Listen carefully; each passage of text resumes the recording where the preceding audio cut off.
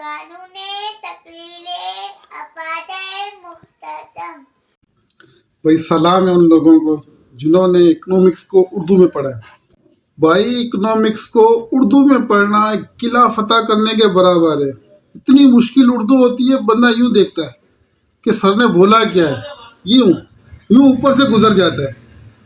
اب کچھ بچوں نے اکنامکس کو پڑھا تھا انگلش میں، اب وہاں ایک ٹیچر آ گیا اور اس نے اکنامکس پڑھائی تھی اردو میں۔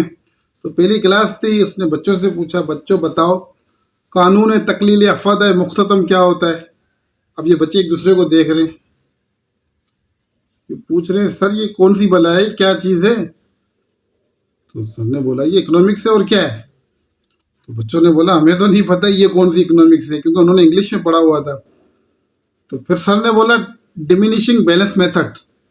تو بچے حیران ہو گئے کہ یار یہ تو اتنا آسان تھا، تو سر نے اردو میں بتایا، ہمیں ایسا لگا جیسے کوئی پتہ نہیں کون سی کلاس کا یہ سبق ہمیں مل گیا ہے، مضمون ہے، پتہ نہیں کون سی بڑی کلاس کا یہ سبق ہے، تو اتنا مشکل۔ پھر سر نے بولا چلو اچھا یہ بتاؤ اصول استبدال اثر کیا ہوتا ہے؟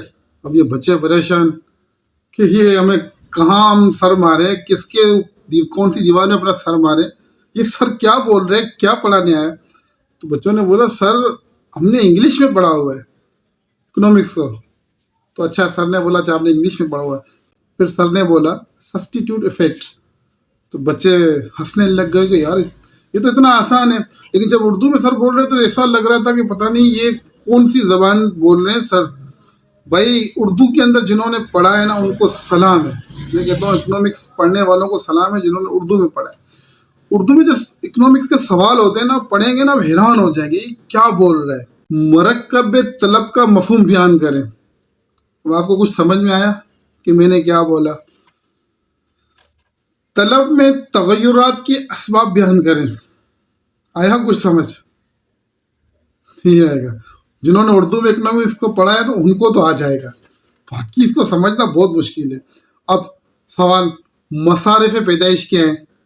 بندہ سوچے یہ کیا بول رہا ہے کہ اوپر سے چلی جاتی ہے۔ پیمانہ پیدائش اور قوانین حاصل کیا ہیں؟ اب میں نے اتنی ساری چیزیں بولی آپ کو، لیکن جنہوں نے اکنامکس اردو میں پڑھی ان کو تو یہ بات سمجھ میں آ گئی کہ میں نے کیا بولا ہے، لیکن جنہوں نے اکنامکس کو انگلش میں پڑھا ہے ان کے تو یہ پلے بھی نہیں پڑی ہوگی، اور جو یہ ویڈیو دیکھ رہے ہیں اور انہوں نے اکنامکس کو نہیں پڑھا تو وہ ان کے لیے تو یہ بات ہی عجیب ہوگی۔ اچھا جب بھی اکنامکس کا سبجیکٹ شروع ہوتا تھا نیا تو اس کا ٹیچر کہتا تھا کہ یہ اتنا بورڈ سبجیکٹ ہے، اتنا بورڈ سبجیکٹ ہے کہ 60% بچے اس میں دلچسپی لیتے ہی نہیں ہیں اور فیل ہو جاتے ہیں۔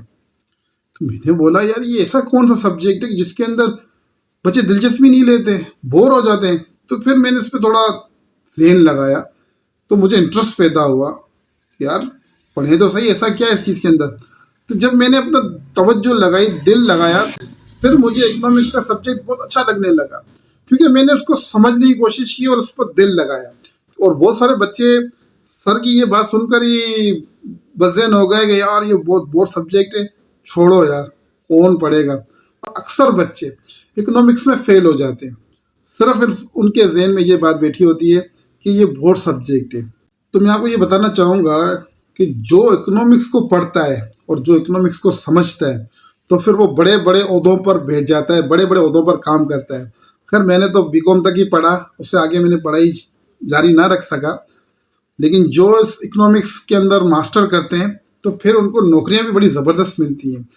ہمارے ایک ٹیچر تھے سر مشتاق، وہ اکنامکس پڑھاتے تھے اور ان کا اکنامکس پڑھانے کا انداز سب سے بہترین تھا۔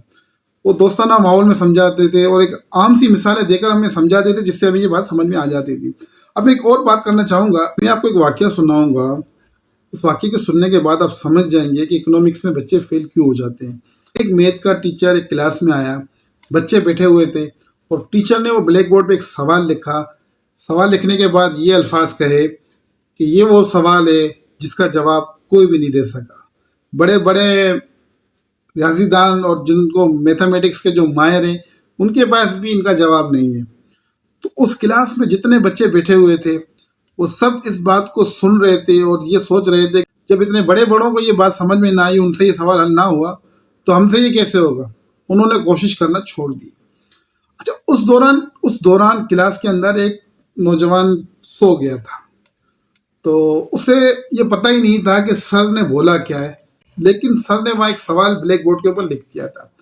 اب یہ شخص اٹھتا ہے، کلاس خالی ہو چکی ہے، کوئی نہیں ہے اس کلاس میں، یہ اٹھتا ہے اور وہ سوال کرتا ہے، سوال کا جواب بلیک بورڈ کے نیچے لکھ دیتا ہے، اور سر جب آتا ہے دیکھتا ہے کہ یار اس نے جواب کر لیا، تو کیسے کر لیا؟ اس سے پوچھا بھائی یہ سوال تو کوئی بھی نہیں کر سکا، تو پھر تم نے کیسے کر لیا؟ اس نے بولا مجھے کیا پتا، یہ تو لکھا ہوا تھا بلیک بورڈ میں نے کر لیا، اب اس میں کون سی بڑی بات ہے؟